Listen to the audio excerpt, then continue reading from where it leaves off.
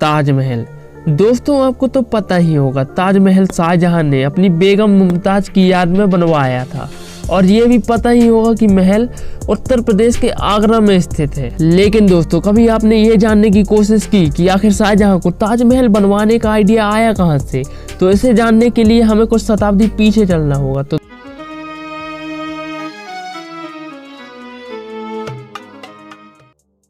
तो दोस्तों बात है 1400 ईस्वी की। दोस्तों जब गौरी वंश के होशंग शाह ने 1400 ईस्वी से 1440 ईस्वी तक मांडू में शासन किया, वह गौरी वंश का खास शासकों में माना जाता है।